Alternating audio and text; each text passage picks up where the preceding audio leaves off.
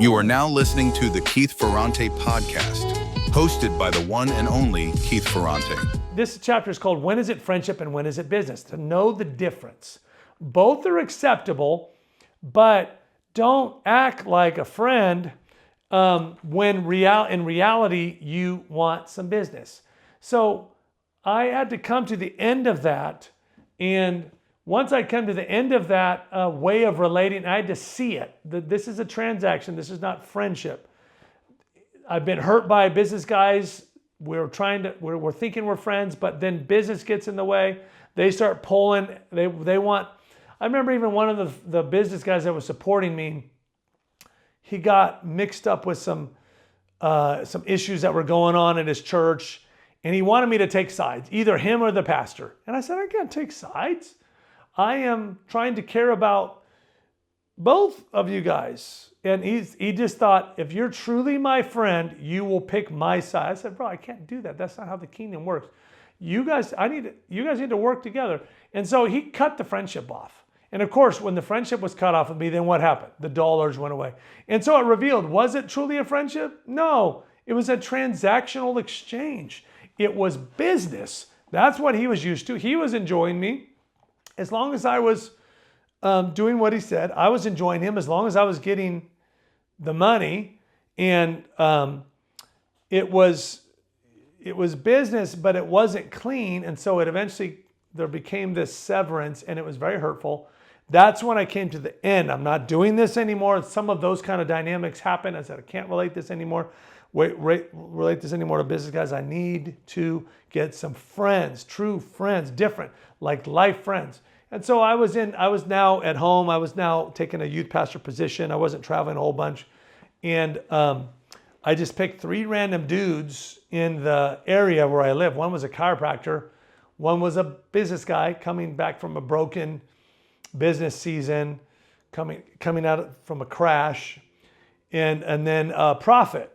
And I just started hanging out with them. And I found out that the chiropractor, even though he was my same age and I thought we would be friends, I realized as soon as I started hanging out with him, it's like, okay, he more needs something from me in terms of just prophetic. He didn't really know much. That's kind of how the relationship opened up. And you can't force friendship. You kind of get to recognize what it is. You get to recognize what relationships are. And I'll try to put everybody in a friendship category, but then you recognize, oh, this person's actually better to go to one of my programs, read one of my books. They don't really, there's something in the way that they relate. They're drawing on me more as a prophet than as a person. So I can't force them to kind of move over into the friendship category because, and it's not even a bad thing. It's like you just recognize it. And so I recognize, okay, you still care about the person. There's still love there, but you may not. So as I was learning these lessons. Okay, this guy, I started my Facebook group called All Things Prophetic. Now I've turned it over to Chris Fallitz, and I think it could have 45,000 people in it. That started out of a need for friendship. I started that group for this guy. I said, you know what? If this guy needs help just hearing God, then there's probably a lot of people out there that need to hear God like this guy does. And I wasn't doing a lot of training on the basics and the prophetic. So I started this Facebook group, and I began to, everywhere I would travel, I still was traveling some, I would just invite people, come to my All Things Prophetic group. And it eventually became where I invited people into my paid groups, and it became a part of my business strategy. So even all that to say, I was looking for friends, and I ended up getting provision, opportunities that advanced my ministry, but it was coming now on the right foundation. Even in that, even in my pure heart for friendship, God gave me a Facebook group that became my marketing engine that brought me even, it supported my ministry for maybe even 7 years. It was a huge part of supporting my prophetic and raising up thousands of prophetic people. And so even in that first connection, even though it didn't become a best friend, it was someone that I cared about. It was a caring person in the kingdom. It was just realized this is someone that I could speak into more than a mutual friendship. Then my prophet friend, he was from another country, and him and I were kind of competitive prophets. I'm a prophet, you're a prophet, who's a better prophet, who gives better words? All that kind of stuff that you can do in your insecurities. And it's like, we kind of had a little bit of that, but we started hanging out a little bit, and slowly we became really great friends. I think he first fit into the best friend category for me in that season. And there was just a commonality. It was like a David Jonathan type of relationship where we would minister to each other. We would just talk about family. We'd have fun. We'd sit in the hot tub. We'd this and that. And he was a dear friend. He still is a good friend now. But he began to get in there. And let me just say this about moving from that transactional way to finding friends. It wasn't easy peasy for me. It's like I said, there was competition. There was suspicion. It wasn't like my heart just, oh, there's a friend. Hey, brother, good to see you. So we're best friends. No, it was emotional, like battles and just, I don't know if I like this guy and am I better than him? Is he better than me? It's like, oh, they're loving his prophecy more than mine. And it's like all this stuff that gets in the way of us. And you have to get through all of that and to find your treasure of friendship. So recognize where your ditches are that are keeping you from true friends. And then the third friend that I found in that season, the second friend that I found that season, really, of the three guys, was my most unlikely friend. And we were just so opposite, my friend Pedro. And he was, I'd put him in like the marketer kind of person that I really I didn't really like marketer type of people. They reminded me of like cheap car salesmen. I had some bad experiences. I come from the pastoral world where you're not supposed to market. And he's on the opposite end, business and marketing. And so it was just like, it wasn't necessarily like, it was more like we're just so opposite that it's like, he wasn't looking for me. I wasn't looking for him. But he was reminding me the other day, it's like when you first met me, you were like, hey, bro, can we start hanging out together? I need some friends. I just went right for the jugular.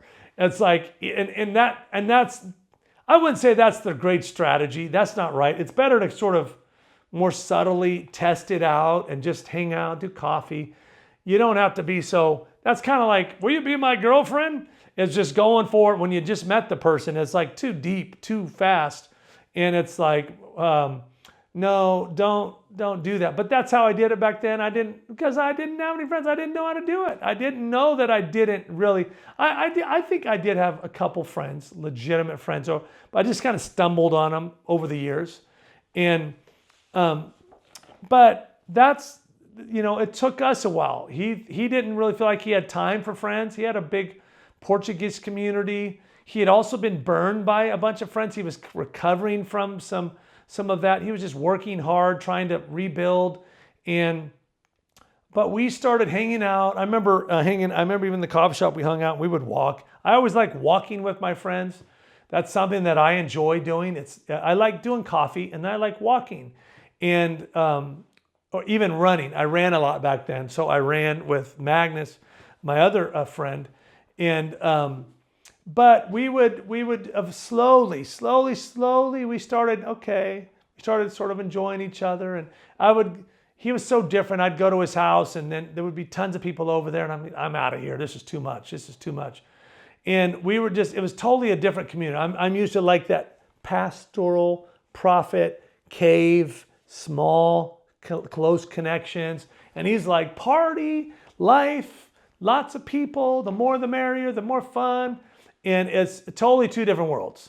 And it's like, I always like to tell people, my heart doesn't necessarily warm up right away. And sometimes your emotions, your soul might betray you and say that person's not, I don't like them, they don't like me, I don't want to be around them. I'm not going to do that ever again. Meeting with them was way too hard. I go through that sometimes. I'm better. I'm faster. I just realized that I don't trust that at the initial, because it's going to betray me. It's going to tell me don't connect. And I have to push through that. That's part of the pushing through. And it's like, man, these people are so hard. I don't want to be around. They're so hard to connect to. They're so surfacey. They're this. My wife's like, you have just as hard as a time as they do. You better stay in there and keep connecting. And it's like, oh, really? Okay. So many people just give up. They don't have true friends because they don't even know how to press through their heart and their emotions. You got to keep going. You got to get past the, I don't like you. I don't think you like me. You're giving me weird looks. I'm giving you weird looks. We're not all comfortable. We're opposite. And you may not realize the opposite's going to be a beautiful connection. It's going to be life-giving. There's going to be something different. And so we connected and we started building a relationship, and it took a little bit of time. And every time, eventually we were trying to do some stuff together. The prophet and I, the business guy and I, and then the Lord kept saying, how far can you go on friendship? Don't try to move it into business. Don't try to move it into ministry. Build friendship. Build friendship. And that was hard. But it was weeding me off of transactional thinking. There's something they have that I need. They were thinking, he has something that we need. It's like, maybe it's a platform, maybe it's dollars, maybe it's opportunity. It's like, no, we're not going to relate to it that way. So if you want to really have friends, you've got to recognize that's deep in you.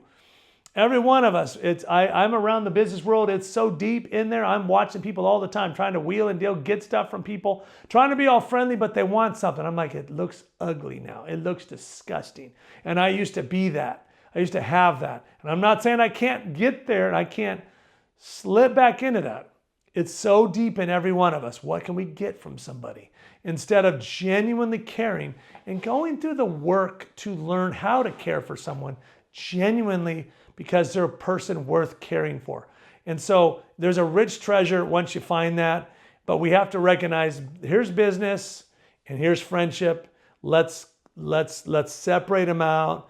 And here's church, here's friendship, here's work and let's separate it out. And I'm not saying you can't cross over in those, and you can't have friends that you're in business with, and friends you're in church with, and friends you're doing like doing different stuff with, but you got to make a distinction first to really get clean. And so just bless you guys on your journey. Recognize that you need some friends. Maybe recognize that some people are transactional and not really friends. And it's okay to have those, but recognize, hey, I want to go deeper with people, and I want to do the hard work to find deeper relationships and go on that journey. It is so rewarding. And I didn't realize that at the end of those 3 years, the Lord would start saying, okay, why don't you guys do a little something together? And then as we started stepping into then the next 7 or 8 years, our lives changed and we built so much. My friend Pedro and I built so much business together, and we built so much adventure and life and ministry, and even moved down to Southern Cal together. My friend Magnus has been a part of it.